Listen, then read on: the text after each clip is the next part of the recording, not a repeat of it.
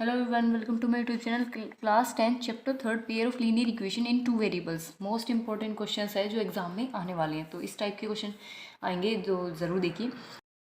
First question is the pair of equation y is equals to 0 and y is equals to -7 has. Option है 1 solution, infinite solution, 2 solutions, no solution. तो इसमें देखिए कैसे करेंगे, दो तरीके से कर सकते हैं। एक तो इक्वेशन जो हमारी होती है उस तरह से, या फिर ग्राफ पे देखिए। एक तो y is equals to zero दिया हुआ है, तो y की वैल्यू जीरो कहाँ पे होगी, ओरिजन पे, ठीक है। और एक दिया हुआ है y की वैल्यू -7, तो y एक्सिस पे नेगेटिव वैल्यू कहाँ होती है, यहाँ पे इस साइड। तो यहाँ पे मान लीजिए y की वैल्यू क्या है, -7, यानी कि x की वैल्यू 0, y की वैल्यू -7। तो यहाँ से देखिए y इज इक्वल्स टू 0 वाली लाइन ये है, y इज इक्वल्स टू -7 वाली लाइन ये है। तो कैसी लाइन बन रही है, पैरेलल। और पैरेलल में आपको पता ही है कि सॉल्यूशन कितने होते हैं, एक भी नहीं, यानी कि इसका आंसर क्या हो जाएगा, नो सॉल्यूशन। ठीक है, एक तो हो गया ये तरीका। एक तरीका ये होता है, इक्वेशन बनाए ये ax plus b y is equals to c. ठीक है, तो यहाँ से देखिए फर्स्ट इक्वेशन बनेगी y इज इक्वल्स टू 0 से 0x plus y is equals to 0, y is equals to -7 से इक्वेशन बनेगी 0x plus y plus 7 is equals to 0। तो यहाँ पे देखते हैं a1/a2 is equals to b1/b2 is equals to c1/c2। यहाँ पे वैल्यू डालेंगे तो a1 कितना है 0, a2 कितना है 0, b1 1, b2 1, c1 0 और c2 कितना है 7। ठीक है, सोल्व करने पर देखिए 0 से 0 कट गया, 1 से 1 कट गया, तो ये तो इक्वल मिलेगी, लेकिन ये नॉट इक्वल है। और ये किस में होता है, पैरेलल लाइंस में, और पैरेलल में क्या होते हैं, एक भी सॉल्यूशन नहीं मिलते हैं। तो ये इसका ऑप्शन करेक्ट होगा, नो सॉल्यूशन। क्लियर। क्वेश्चन है the nature of lines representing the linear equation. ये हमारे पास दो इक्वेशंस है, तो हमें क्या बताना है, नेचर बताना है। ठीक है, तो सबसे पहले देखिए ये इस तरह से सोल्व करेंगे। तो a1 की वैल्यू यहाँ पे 2, a2 की 4, b1 की है -1 और b2 की है -1, c1 की है 3 और c2 की है 5। ठीक है, रख लीजिए। यहाँ से सोल्व करने पे पता चलेगा, माइनस से माइनस कैंसिल, ये 2 से 4 गया, कितना आया 1/2। तो ये आया 1/2 is equals to 1/1 is equals to 3/5। यानी कि यहाँ से देखने पर पता चल रहा है कि a1/a2 नॉट इक्वल्स टू है किसके, b1/b2 से। तो ये कंडीशन कब होती है, जब वन सॉल्यूशन और इंटरसेक्टिंग लाइन्स हो। तो ये हो गया इसका nature. Clear. Question is two lines are given to be parallel, the equation of one of the line is this, the equation of second line can be. तो देखिए first line की equation हमें दी हुई है, सेकेंड लाइन की हमें ढूंढनी है। और वो कैसे पता चलेगा कि हमारे पास वो लाइन ऐसी होनी चाहिए कि हमारे पास कैसा बनना चाहिए, वो पैरेलल बनना चाहिए। तो पैरेलल के लिए कंडीशन क्या होती है, a1/a2 is equals to b1/b2 not equals to c1/c2। First line की इक्वेशन ये रही। इनमें से ऑप्शन में से देखेंगे कौन सी हमारी करेक्ट होगी जो इसको सेटिस्फाई करेगी। तो सबसे पहले देखिए a1 है हमारे पास 3, a2 फर्स्ट में से ले लेते हैं 9, b1 -2, b2 फर्स्ट ऑप्शन में से 2, नो, और ये c1 की वैल्यू 5 और c2 की 7। यहाँ से देखिए 1/3 मिलेगा, 1/3 नॉट इक्वल्स टू -2/8। तो ये ऑप्शन करेक्ट नहीं होगा। नेक्स्ट है a1 3, बी ऑप्शन में से a2 है हमारा -12, इसमें से b1 है -2, b2 है -8, c1 इज़ 5 और c2 इज़ 7। तो यहाँ से देखिए ये मिलेगा माइनस का 1/4, ये माइनस से माइनस कैंसिल, ये मिलेगा विच इज़ 1/4। तो -1/4 नॉट इक्वल्स टू 1/4, तो ये भी गलत होगा।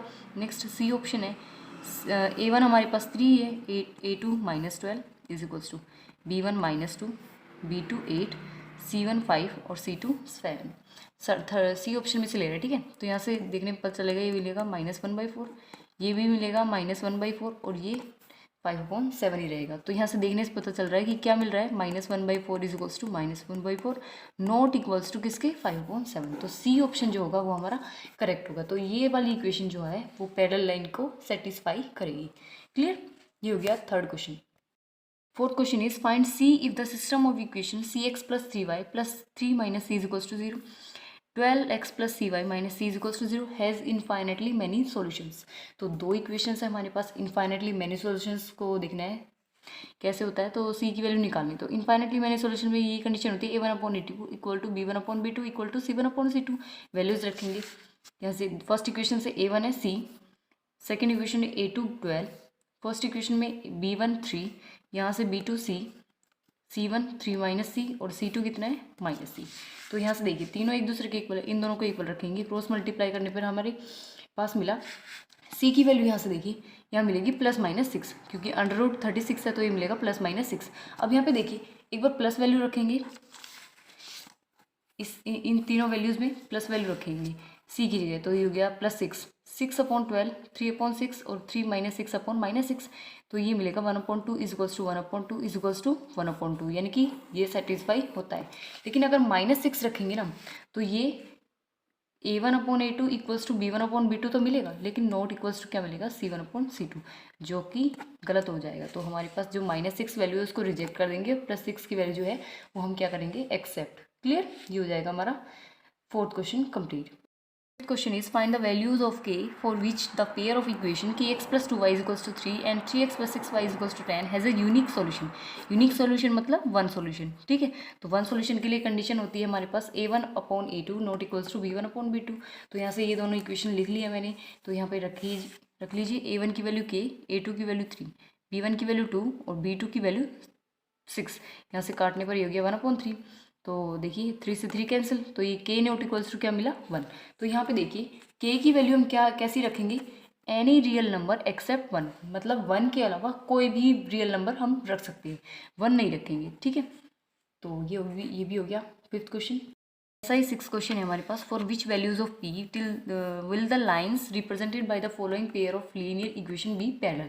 अब इसमें क्या दिखाना है, पैरेलल। उसमें क्या था, यूनिक सॉल्यूशन। तो पैरेलल में देखिए दोनों इक्वेशन दी हुई है। पैरेलल में कंडीशन क्या होती है, A1/A2 = B1/B2 not equal to C1/C2। तीनों की वैल्यू रख ली हमने, तो यहाँ से मिला 1/2 = 1/2 = नॉट इक्वल्स टू 5/P। तो यहाँ से देखिए 1/2 नॉट इक्वल्स टू 5/P करेंगे, ठीक है।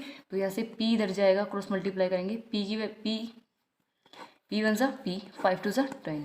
तो यहाँ पे P की वैल्यू ऐसे क्या रखेंगे, नॉट इक्वल टू 10, मतलब ऑल रियल वैल्यूज एक्सेप्ट 10, मतलब 10 के अलावा कोई भी वैल्यू रख सकते हैं। तो ऑप्शन है यहाँ पे all real value except 10, all real value except 6, all real values except 12, all real values except 8। तो ऑप्शन ए जो होगा वो हमारा राइट होगा। क्लियर, ये हो गया आपका 6th क्वेश्चन कंप्लीट। क्वेश्चन है, if we add 1 to the numerator and subtract 1 from the denominator, a fraction reduces to 1, it becomes 1/2 if only add 1 to the denominator, what is the fraction। तो सबसे पहले देखिए fraction की बात हो रही है, तो न्यूमरेटर और डिनोमिनेटर को लेट करना पड़ेगा। तो सबसे पहले लेट करते हैं, numerator of fraction x and denominator of fraction is equals to 5। सबसे पहले अकॉर्डिंग टू क्वेश्चन क्या बोल रहा है कि अगर हम न्यूमरेटर में 1 ऐड करें और डिनोमिनेटर में 1 सब्ट्रैक्ट करें तो फ्रैक्शन रिड्यूस होकर क्या हो जाएगा, 1 के इक्वल। तो यहाँ पे इक्वेशन बना ली हमने कि न्यूमरेटर में 1 ऐड किया और डिनोमिनेटर में 1 सब्ट्रैक्ट किया, वो किसके इक्वल हो जाएगा, 1 के इक्वल। क्लियर। दूसरी इक्वेशन क्या बोल रहा है कि 1/2 हो जाएगी, जो फ्रैक्शन है वो किसके इक्वल, 1/2 अगर हम सिर्फ 1 ऐड कहाँ पे करें, डिनोमिनेटर के अंदर। न्यूमरेटर में कुछ भी नहीं करना, सिर्फ डिनोमिनेटर के अंदर 1 ऐड करना है। तो यहाँ पे देखिए न्यूमरेटर एज इट इज़ रखा, डिनोमिनेटर में 1 ऐड किया, वो किसके इक्वल है, 1/2 पे।